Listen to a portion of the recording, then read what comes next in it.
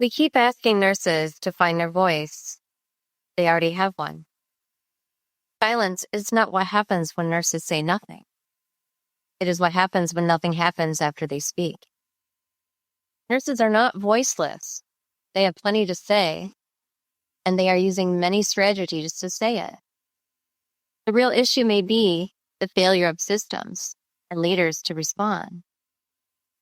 When concerns are ignored, delayed, or buried under hierarchy, silence gets mislabeled as a personal failure. But the research makes something clear. When systems do not respond, silence becomes a system outcome, not a nurse's choice. And still, nurses find ways. They use silence not as a surrender, but as space to practice care in ways that still matter. That is resilience. That is creativity. That is love for patients that refuses to die, even in broken systems. But resilience should never be used as a substitute for responsibility. Senior leaders have the power to set strategy. They have the power to change structure. They have the power to close the loop between voice and action. If nurses keep speaking and nothing changes, the failure is not theirs.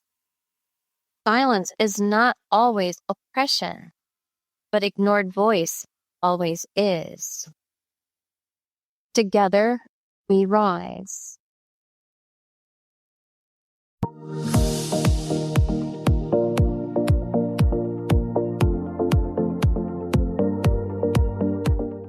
Welcome back to MAP, Medical Pathways for Success. I'm your host, Fred Nazario Alvarado.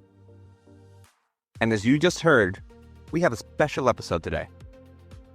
We train healthcare professionals to be vigilant. We tell them, if you see something, say something. We drill into them the importance of being a patient advocate, of being that last line of defense. But we rarely, if ever, warn them about what happens when the something they see isn't a single error, but the system itself.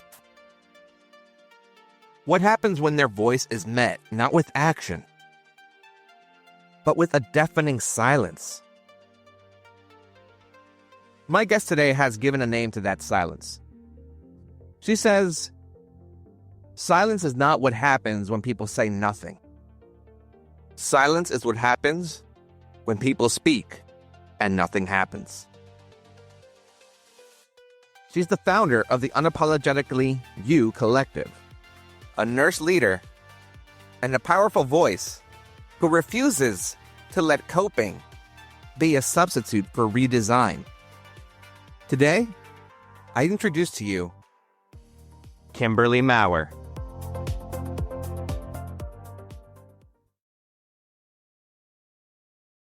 Kim, thank you so much for joining me and discussing this topic today.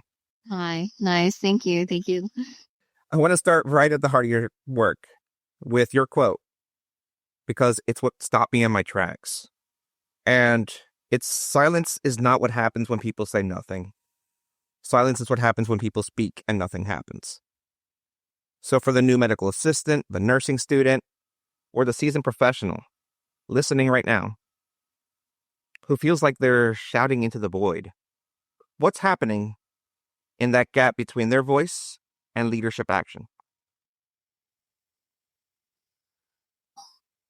So many times people are speaking up, and people are bringing to the table and to leadership, hey, something's just not right. Something's just not right here. Or, I see this is happening. I have ideas to change it. I have ways to make it better, or how we can, come to a solution and make it better for everyone. And sometimes I've seen it where this happened to me myself, where you bring those things up, you bring concerns up, and nobody's listening. And then people see other people, oh, well, she said something and now she's got the really crappy shift. She's now not able to pick up extra overtime. She's now gotten, the worst load of the day. So there's punishments without being completely obvious. And to those around you, it's completely obvious. Yeah. It's completely obvious. And, when I say that they're speaking up and that there's no response from it, it's because look at everything that's broken right now. Look at all of the conversations that we're having today, every day, all day long. And it's like you said, we're speaking into the void. We're talking to the abyss, and everything is so obvious to all of us that are the foundation of the system. All of the people that are inside the system, because the system, it is a business. Healthcare is a business, but you have to take care of your people first. So when I'm saying that, I encourage everybody. If you see something, say something. We have that signage everywhere. It's in airports. It's in bathroom stalls. It's wherever you go. If you see something, say something. But so many times than not, you're saying something and it goes unheard. Mm-hmm. So I just say, keep using your voice. Don't be afraid. Do not let the golden handcuffs make you fearful. It just infuriates me every time I see people so afraid to leave a toxic situation, even to leave a toxic environment, because they don't want to lose their pension. They have kids to take care of. The bills are due. There's so many things that just weigh so heavy on staying instead of pivoting and realizing that you have other options. Your current situation is not the end of your chapters. It's not the end of your book. Those pages are still to be written. I just always encourage people, use your voice. If something's not right, talk about it. Say it. If somebody's not doing well and you're just like, hey, it's okay to not be okay. Look at what we deal with every single day. Look at the trauma that we witness every single day. And there's just so much. I mean, Frederick, you're going to need more than like this podcast, because there's so much to talk about. We could go on and on in regards to this. So that's my take on that question. I hope that answered your question. It does. And I mean, I don't know. It feels like no matter what we do, if we say something for just to be safe for a patient, whether it's to be safe for ourselves, we're always getting knocked down or silenced because we did something right, or we want to do something right, or we want to change something. And it's so true. People are so comfortable with the way things are uncomfortable and so afraid of change that they'd rather just have it be, this is just the way it is. How many times have we heard that? This is just the way it is. This is how we do things here. Okay, well, it's not working, and obviously it needs to change. You can't continue doing things that don't work just because that's how you've always done it. How are you, and what are you teaching the new people coming in that role? You're teaching the same toxic leadership, the same environment. You're training them to believe that this is acceptable. This is how we do things here, and that makes it right. And like you said, sit down, shut up, don't say a word. Just do your job. Just do your job. Don't go above, don't go beyond, don't go, just do your job. Exactly. So, we're talking what actually factors inhibit nurses from speaking up. And, in this research that I did recently, a nurse gave repeated accounts on all of the units that when they tried to reach out to their unit administrators to voice their concerns about patient safety and workplace health, they were ignored or responses were unempathetic.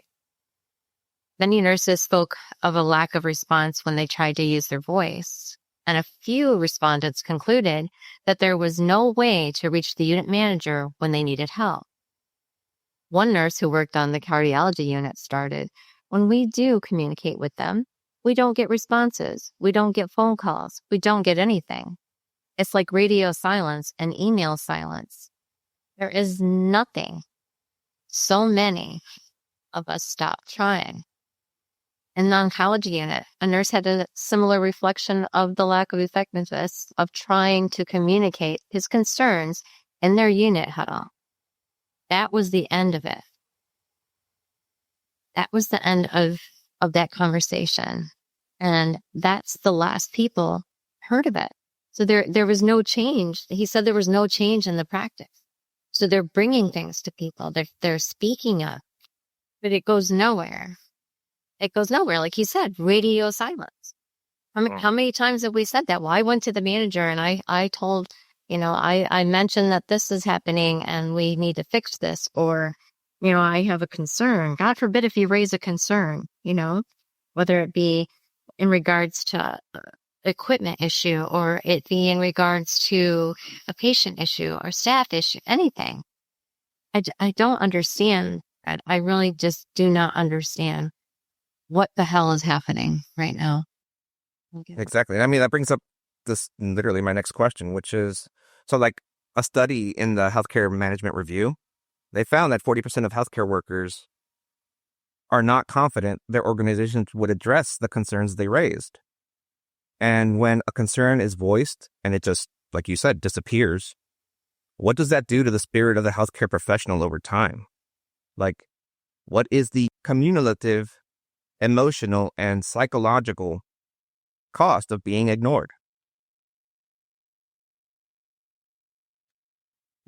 I know. That's like the $1 million question, because I describe it as you carry suitcases around with you. You put all the trauma, everything in a suitcase and you carry it around with you, take it home with you, maybe drop it, but then you pick it up again the next morning and take it back to that same environment with you. If you are not creating an environment where your staff feels psychologically safe, they have a voice, they're able to come to you with concerns, you're not a leader. If you say, well, I have an open door policy, you can come talk to me anything. I can't tell you how many times I've heard that one. And you do go to them, but like radio silence, there's nothing. So can you imagine time and time again of trying to speak up about things and being shut down over and over? I think that so many are feeling that. They're feeling like, okay, if I raise my hand, I'm going to be shamed. If I ask a question about something that I probably should have really known, but I haven't been trained on it enough to where I feel comfortable.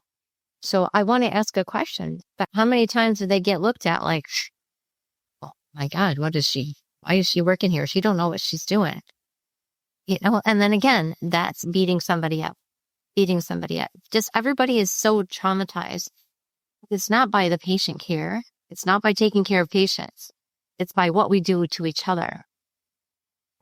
High school and scrubs. I've said that 1 million times. High school and scrubs. And bullies, you didn't become a bully when you took this position. You didn't become a bully. You were always a bully. Now you have a title and a badge. Now what does that make you? Bully with power. A bully with power. Exactly. So the psychological safety, it's truly just breaking down. Nobody feels safe. Everybody's so afraid. Everybody's so afraid to be at work and to make a mistake and ask for help. There's just none of that support and humanity anymore. It's just gone.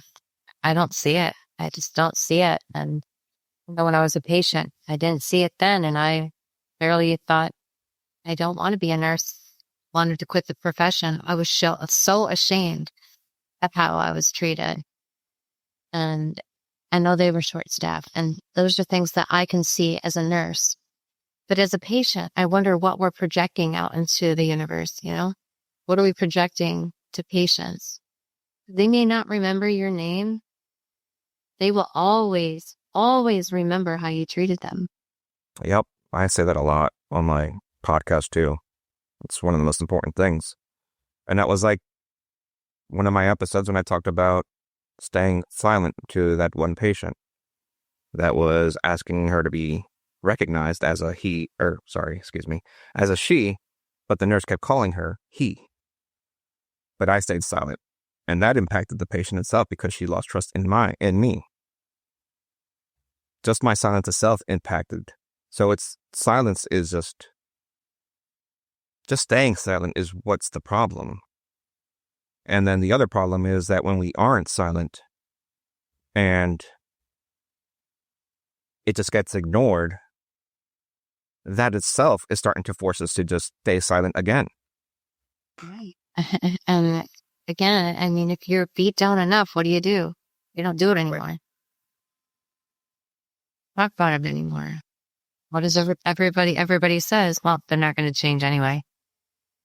It won't change. It won't change. So people already have that reflection of what the past has been, how it's always been. So right there's the problem. Right there's the problem. Shouldn't be the same. It shouldn't be doing the same stuff over and over again. It shouldn't. I mean, you said the real message for the system is often speak up about danger as long as danger isn't us. Exactly. So how does a professional who is ethically bound to advocate for safety protect their integrity in a system that seems to only want them to support the safe problems? And again, what does that come down to? That comes down to the golden handcuffs.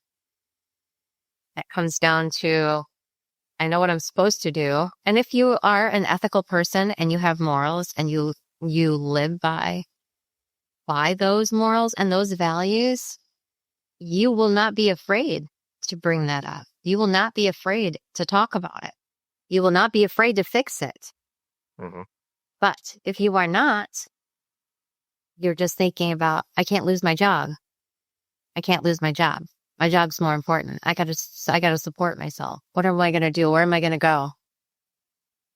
So I think, and that's just my opinion. Everybody else may have a different opinion, but I feel that again, everything is based on, I can't lose my job. Exactly. Where am I gonna go? They had to ask themselves, where does their integrity actually lie? Because if it's just lying in, I need to protect myself and my job, you're not advocating for yourself. You're basically just protecting yourself instead of making things better for yourself. You're closing yourself into this box. And the box itself is going to start to get crushed and get smaller and smaller to the point where you're suffocating because you're no longer able to help yourself. You just protected yourself for all that time. And it's actually caused you more harm in the end. So the answer really is, it's all about your integrity going beyond that so that you can better yourself. Probably 9 times out of 10. I wouldn't say 9. I'll give it some space. I'll say 6 out of 10. 6 out of 10 would choose the team and choose the right thing. Uh-huh. And, we're supposed to be able, like, if I'd say, look to your left, look to your right. That's your team. That's who you're protecting. It's who you're helping survive. We want people to thrive, not just survive. Wouldn't it be nice if we could start thriving in this business? If we could start thriving as a team, as a cohort, as collectively working together? Just, again, it's so obvious, right? It's so obvious what we're not doing and what we need to do. Yep. It really is. Again, falls on everybody. Pull your head out of your ass. Look around you. If you want things to be better, get better yourself. We can all improve. Ain't nobody perfect. Look in the mirror. Think about how your day went. How did you talk to people? Were you present today? Did you go around and meet people that you haven't seen and you haven't met yet? They were just a name on your roster. Have you done that? Make people be seen. Everybody wants to be seen and heard, respectively. Not being heard because it's noise. Being heard just because they need to know that they are worth something and that you value them. And if you can't do that, then you're not a leader. And you need to get out of there and roll and move over for somebody that will do just that. You have to get in the trenches. You have to meet your people. And I feel too that if you're doing that as a leader, get out of your office, out of your boardroom, if you're in the trenches, then you have all of the insight, all of the knowledge right in front of you, right beside you. And if something's not right, you're like, oh, I need to take care of that. I need to fix that. And the gratitude that people see around you because you showed up, because you made yourself present, and you didn't leave them feeling like, have you seen the manager today? Nope. Have you? Nope. Nope. We never see her. She never comes out of her office. I had that conversation not too long ago. Never comes out of her office. Like, okay, so, but if you are in those trenches and you're walking around, you see what's broken. You see what needs fixed. And if you're having to do the role or you're having to work the floor because there's no staff and staffing is so short, you are first row at what they're talking about, what they've been telling you over and over again that you have completely ignored. They've brought it to your attention. Now you're trying to do their job and, look at that. It's not working. Oh, I do remember so-and-so came to me not too long ago about that. I forgot. It's those conversations. It's like, oh my God, it's a reality check. I think everybody in the boardroom, all people in the C-suite, they need to walk the floors. Just as a human being, not in a suit, not in your clipboards, just walk the units. Look at your system. Look at your environment. Are people walking around and happy? Are patients taken care of? Do they look happy? What about the families that are waiting in the hallways and in the waiting rooms? Do they look happy? Do they look like they've been updated? There's so much silence. There's no communication. All of this is so broke down in every aspect. Uh-huh. That thought just came to me, and it's like, if they just walked around like, someone off the street, a visitor, a family member, whatever, if somebody didn't recognize them, that'd be fine too. But just to walk around and to really witness what's going on and what's broken. I mean, you wouldn't have to be on the floor. What, Fred? 5 minutes to see it? Yep. 5 minutes. It would only take you 5 minutes to see. And so, like, on the show, I've talked about building armor to survive the emotional side of healthcare. But your work challenges that idea, and it suggests that we are often asking people to endlessly adapt to systems that refuse to change. And you make a powerful distinction between burnout and moral injury. Why is that language shift so critically important? And what is the difference between a healthcare professional who is just tired and one who is morally injured?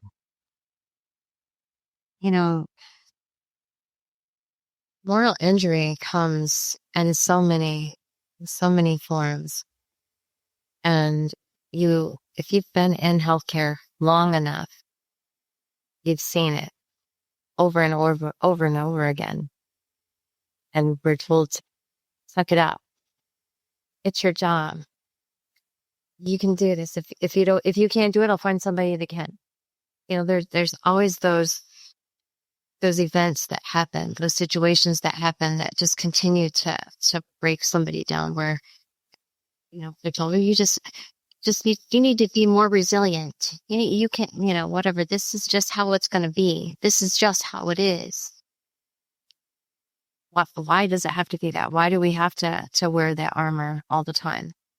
Why do we have to feel like we have to just shield ourselves from harm all the time? It shouldn't be that way. And unfortunately, more times than not, it is that way. And like I said in my episode 14, when I talked about networking, I mentioned about creating a board of directors, because that's also a form of building armor, is having yourself people that can help you. I talk about having a mentor, someone that can actually look out for you, walk you through steps because they've been through it. I talk about having your peers, the people that are there on the same level and understand what you're going through. These are the people that are going to be able to help you take off that armor and carry it, so you're not carrying all that weight yourself. We were told to be resilient, right? What we were never told is that resilience was being used to hold together systems that refused to repair themselves. So burnout is not a personal failure. It's the visible signal of structural strain. The question is no longer how much more caregivers can endure. The question is how long systems can survive without redesign. Extraction to resurrection begins when we stop fixing people and start fixing structure. Exactly. It's such a tough topic. It's such a tough question, in all honesty. Being resilient and burnout and moral injury, everything that everyone has a story about. Everyone has a horror story. And you ask people. I mean, you could sit in a room right now. You could sit in a room with, say, 5 people, and they wouldn't even have to be in healthcare. Wouldn't even have to be in healthcare. And say, do you have a really good story to tell about maybe a time that you were a patient in the system, or a family member was? And what do? It's not, oh yeah, I had this wonderful nurse and she took such good care of me. No, it's like, oh my God, you wouldn't believe this. And they go into that. It'd be nice to not have stories like that anymore. Wouldn't it be nice to not have that injury, that trauma, that betrayal, that breakdown, and every aspect of everything that we do every day? Exactly. Just don't understand how people continue being so mean. And it's not just that. It's not people being mean. It's people else remaining silent about those people being mean. Yeah. Invisible bullying is there.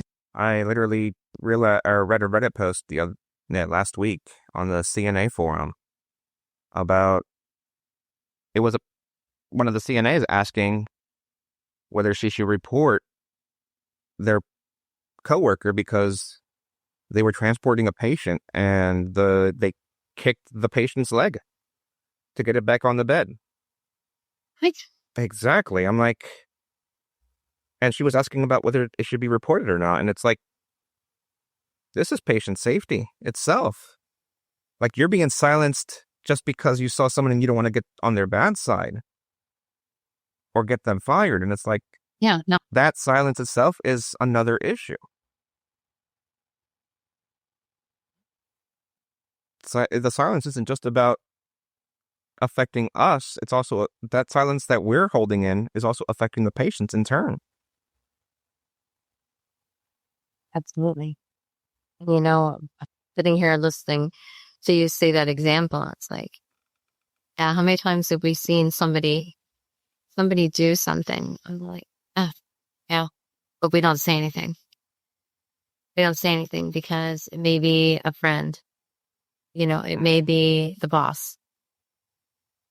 Maybe someone you don't want to get on their bad side. That would be worse.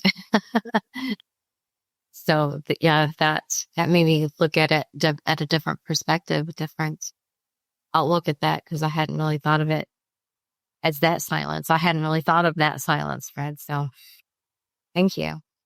Thank you. Got my wheels turning. Yeah, like I said, the silence isn't just affecting us. It's in turn affecting the patients as it's going to trickle down.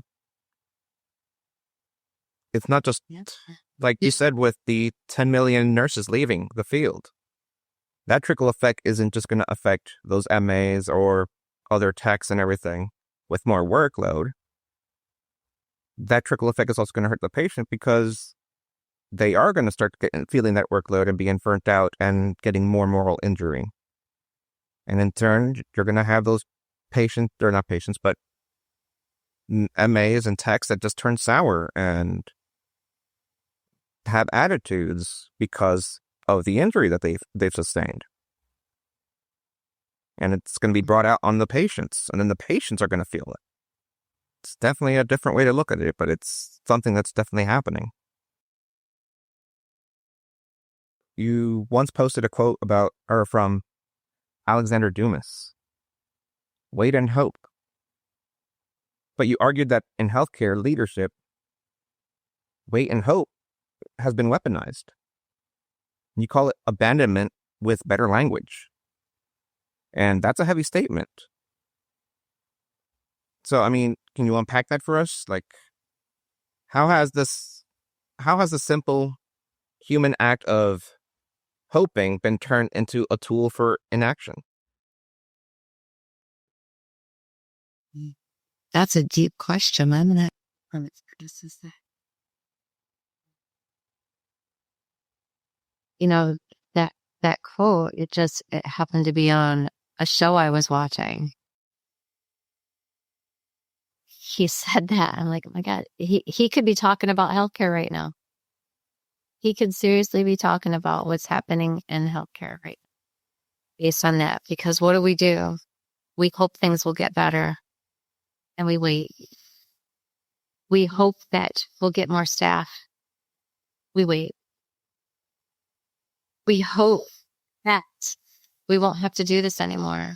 We hope that we won't have to carry so much anymore, and that we will actually be seen. And then what? We continue to wait. Nothing changes. Happens. Or what's even worse, I think, is when something does change for just a couple weeks. Changes just enough to say, we tried. You know, it looks good in a pamphlet. It looks good on the side of the building. But it never lasts. Never lasts. And look at all of the millions they spend on getting consultants in to fix something that they are saying is broken. Oh, we just need some help with this. Bring in consultants, pay millions and millions of dollars. You have all of those people right next to you, right inside your system. You don't need to go outside. Again, and until you look around and you look at the brilliant minds within the system, within the walls, the business is people. Without the people, there is no business. That's so true. Right? The people are the business. It's not about money. It's about people. I've just seen it so many times. It's not about the people anymore. You look at the CEO's money they're making on a yearly basis. And like you're saying, they pull in these contractors and stuff for a redesign. And I mean, they have the staffing right there, but the other thing is redesigning a system feels massive and overwhelming for someone who's working a 12-hour shift. So, like, how do we bridge the gap between the grand vision of redesign and the daily reality of just trying to get through the day? Like, what is the very first step in moving from a mindset of passive hope to one of active change? First off, you don't have the right people at the table. Mm-hmm. You don't have the nurses at the table. You don't have the providers at the table. You don't have the right people. You're not asking the right people questions. And if you just sat with those people and had like a town hall and brought those questions and allowed people to speak up and speak freely, things could be fixed. Design is not hard because anything that's fractured can be fixed. Anything that's broken can be fixed. Exactly. None of that matters. Patients don't go there. They don't get good care. We all know those stories. Oh God, don't go to that hospital. No, not that one. We all know in our communities where you go and where you don't go. That alone says something. Oh my God, that alone says, and it takes me back to the story of the valuing the people. It's like if one more leadership team tells me they value their people while people are breaking, I'm going to hand them their own retention data. I'm just going to hand it right back to them. Yeah, I'm going to say Exactly. right here. Because people are not the cost of doing business. They are the business. It starts with the people and it comes down to the people that we're caring for and the people that need to be cared for. You know, both of us. You have to heal the healers. You have to take care of the caregivers. Because like we've been talking, everybody, you get burnout. There's compassion fatigue. You go numb. Eventually you're so tired, you just don't give a fuck anymore. Just get me through the day. Get me through the day. Let me just do what I have to do and get through the day.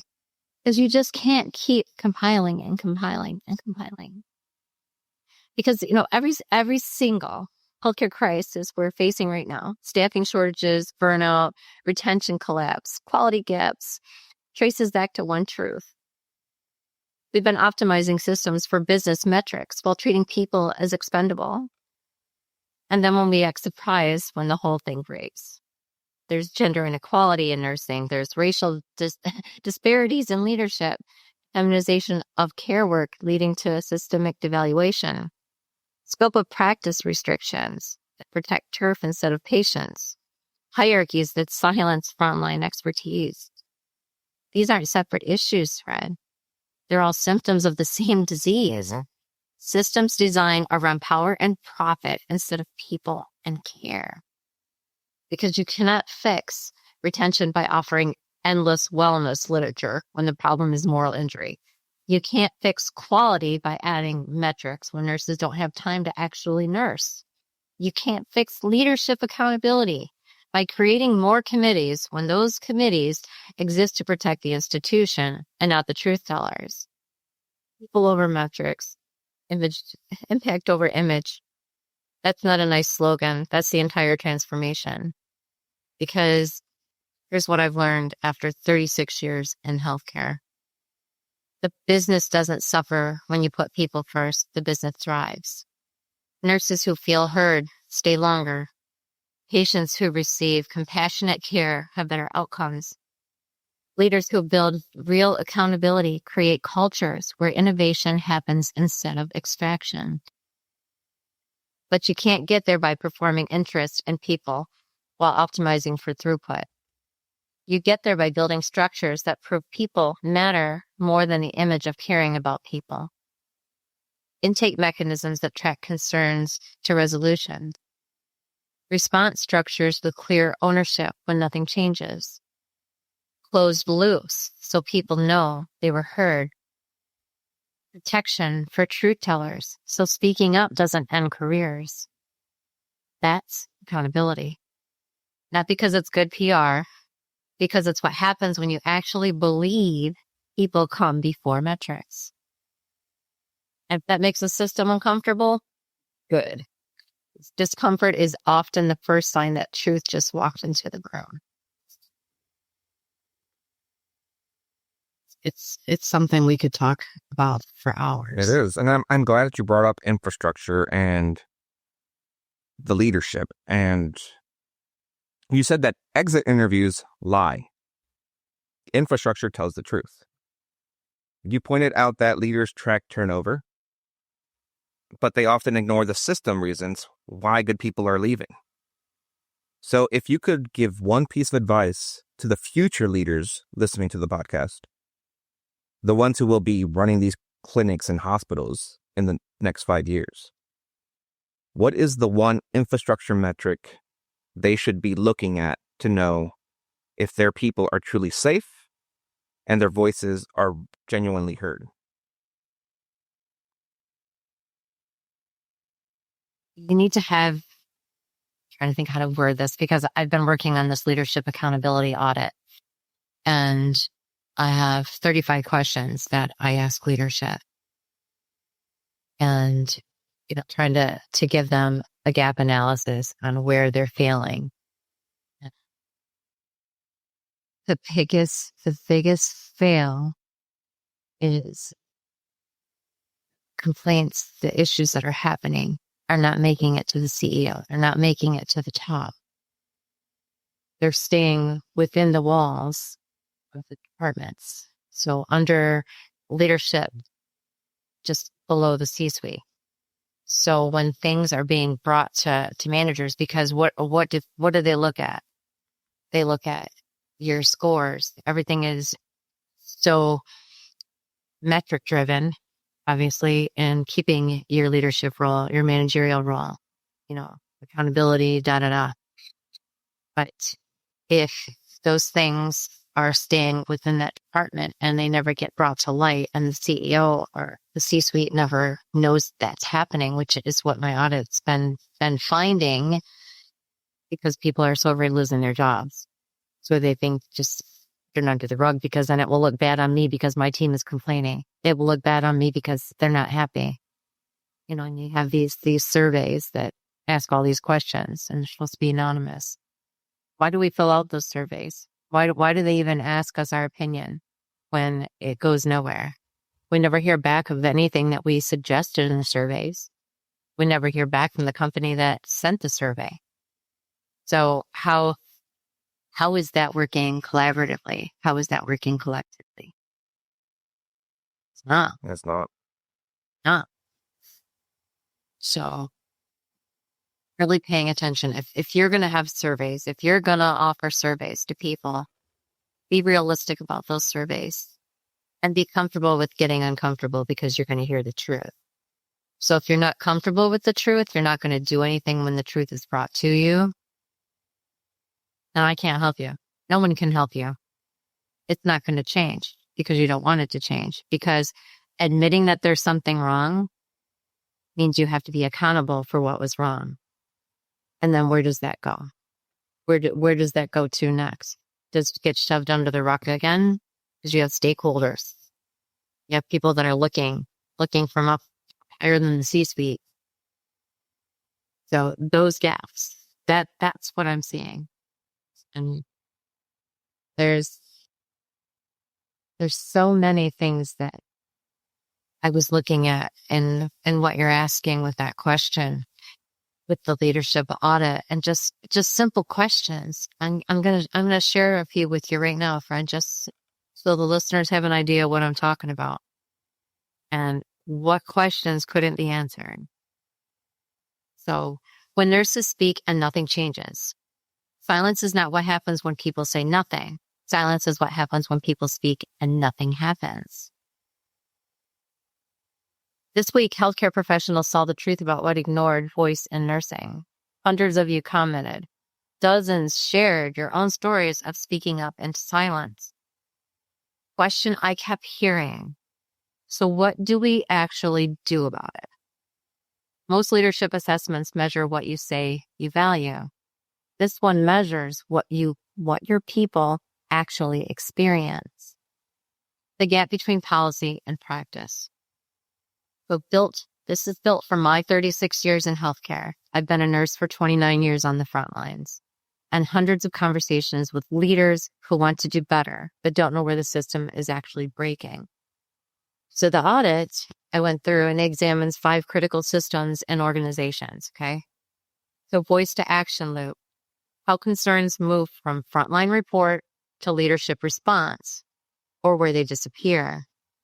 Next, there's the protection infrastructure, whether truth-telling is structurally supported or just promised in posters, where we come back to image. Impact visibility. The people doing the work can see that their voice centered and created change. Organizational context and leadership accountability. The current reality, leaders are working within workforce stability, reasons people leave, what staff are saying about safety, trust and voice. So now accountability, transfer, and governance responsibility. What happens when concerns reach leadership, and whether responsibility is truly exercised or quietly transferred without resolution. So this survey that I'm doing, I'm simply asking 35 questions, and starting from the beginning. How many employees do you have? I mean, just simple questions, and what happens when someone speaks up? Is there a process? How is it escalated? Where does it go from there? And they get through the first 6 questions and get to the 10th question, and by then they're lost. The next question, they're like, I don't know how this works. I don't know where that goes. So there's such a breakdown as and everything, right?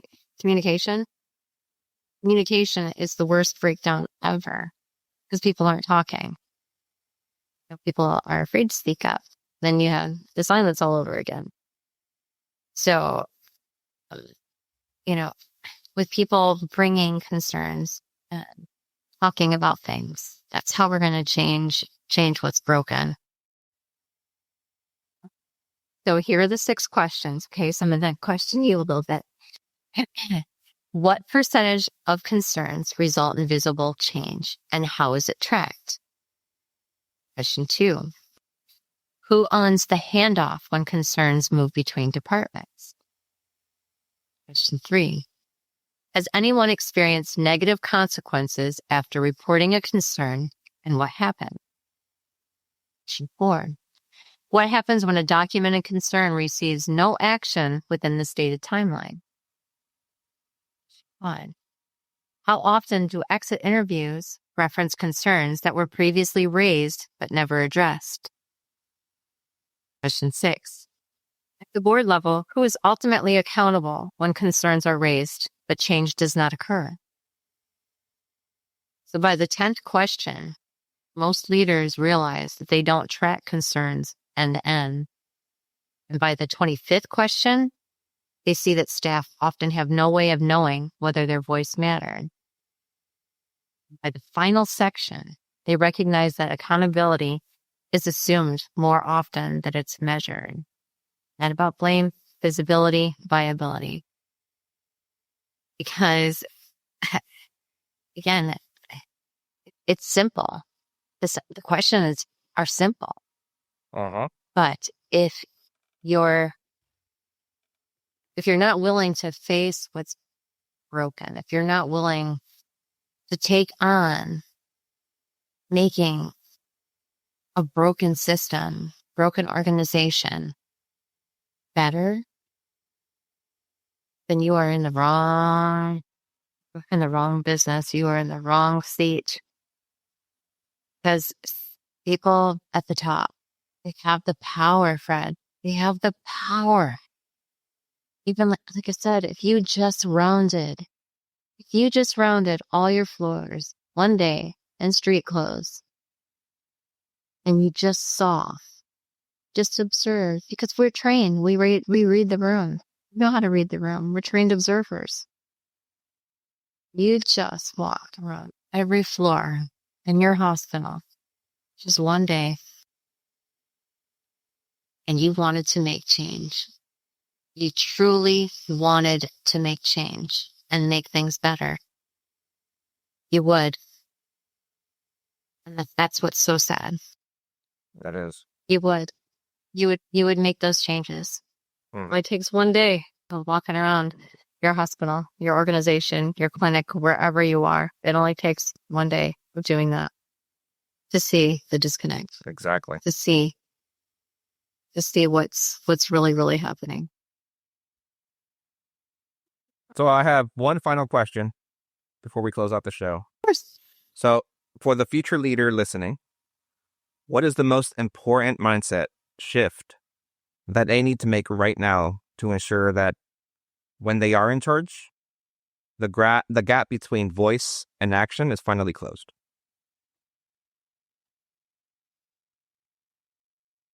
I would say the biggest thing that you need to do is get into the trenches. Be seen. Be heard. Because if you're not, and you're just the manager, the boss, but nobody sees you, nobody has respect for you. If they respect you, it's because they have to, because you're their boss. They don't have to respect you because they respect you.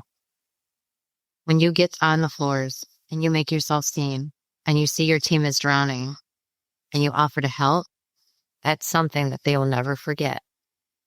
And people always remember how you treated them. Always remember. And if you have that type of relationship where you truly care about your team and the patients, get out, help them, make them trust you. I wouldn't even say earn their trust. You have to earn their trust, because you can say you're their leader. But if you're not, it's just a title. It's just a title. A leader is someone who leads, who does everything within their power to create growth, to promote growth, to make something live and thrive. It's like I was talking the other day of watering a plant. You don't water a plant, it dies. It wilts up and it dies. You don't nurture it. You don't need to take care of it. It dies. People are no different. Your team is no different. Think of it that way. If you feed it, it will grow. And if you build it, they will come. You build it, they will come. If you build a safe organization, if you build an environment where people thrive and patients are happy and caregivers are happy and they're paid what they're worth, they are valued. And a badge is just a rule. That's not your value. But if you took care of the people within the system, within the business, you would have a flourishing. I mean, it would be like epic. There'd be freaking fireworks and stuff, I can see it. Everybody would be so excited because it's like, wow, look at this. And everybody would be fighting to be there. You would be an example. As a leader, wouldn't you want to be an example? Exactly. Wouldn't you want to be a legacy? And look what I did. Look what I brought together. Everybody together, because one person can't do it. It's going to take all of us. That's why I would say together we rise. But if you bring everybody in and you all have that mindset of we can be better, everybody can do better and do it collectively.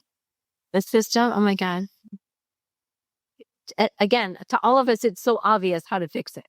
It's just the people with the money that are pulling the strings that don't want to show up. And it's crazy because you just brought something that it reminded me. Like, after I got out of the military, I had a time where I wasn't sure what I was doing anymore. I didn't know where my life was going. So I ended up working at Chick-fil-A. And here's the interesting about Chick-fil-A. There's so many of them around. But every single one can be traced back to its proper owner because the owners are only ever allowed to have up to 3 Chick-fil-A's. And the reason for that is because they want the leadership to be out there checking on their stores. They want the leadership in there to connect with their workers, to be seen, and so that they can actually control the growth and the performance of the Chick-fil-A from the floor, like we're saying. And it's that kind of mentality that should also be happening in healthcare. Because if it was, things would be so much different. When I worked at my Chick-fil-A and I became an assistant coach, the owner would have monthly meetings with the assistant coaches and coaches. And it wasn't just a regular old, oh, how is this going on? Or what can we do better type of meeting. It was an actual leadership meeting. Like, we would sit down and we would talk and discuss leadership roles and becoming better as leaders so that we could implement that when we actually go back to working on our floors.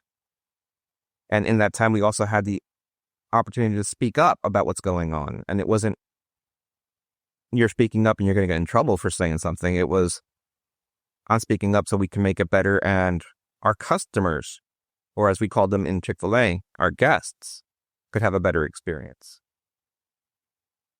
So it's interesting because, like I said, Chick-fil-A, the owners are only limited to have 3 stores at max because they want those leaders out there patrolling, seeing what's going on, getting a better understanding of the community itself and their workers so that they can make sure that their store is always thriving. And that's what healthcare needs. They need their leaders to be out there patrolling on the floor, seeing what's going on, helping, because I will tell you that the owner that I worked with, he would get behind the counter and start helping us if we were falling behind. That's the kind of leadership we need. That's what the leaders need to do in order to figure out what's going on out there and how to better things. You have to get your hands dirty. And again, how much more respect did you have for him because he did that? To this day, I can still tell you his name. Saying it not here because it's a national thing, but yeah. But no, that again, it's so obvious. It's so obvious what can be done and how to fix it. So simple. Round every single day. Make your presence known. Get out there, help your team, jump in, dive in. Don't be afraid to get your hands dirty. So simple. So simple. Take notes. Take notes. exactly. Yep. All right, Kim, I want to thank you so much for joining me on the show. It has been a really incredible show and powerful and necessary conversation that just needs to be heard. So thank you so much for being here. Yeah. Oh, thank you. Thank you for having me. And I hope it was good. I hope that your. Now, before we wrap up, it's time for your map moment.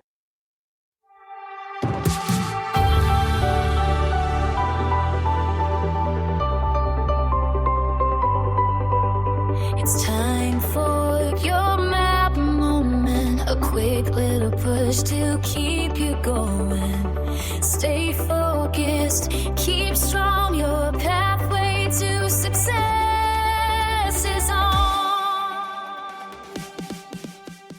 The conversation we just had can feel overwhelming.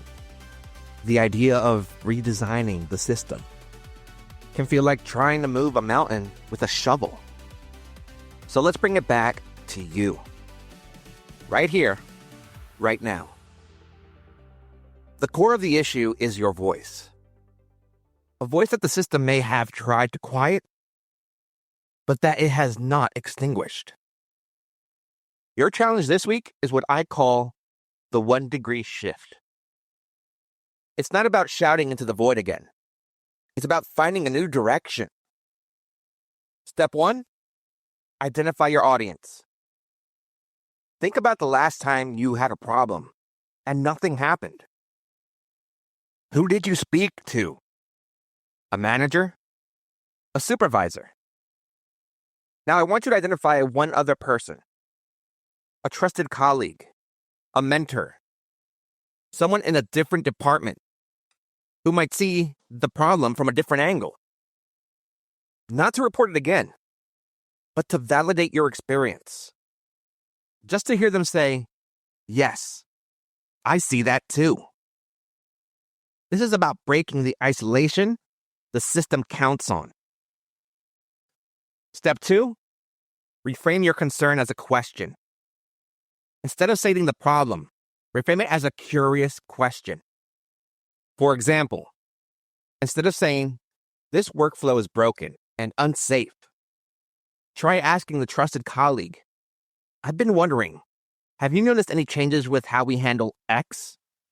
I'm trying to understand the process better. This isn't about being passive. It's about being strategic. It opens a conversation instead of hitting a wall. Step 3, document your win.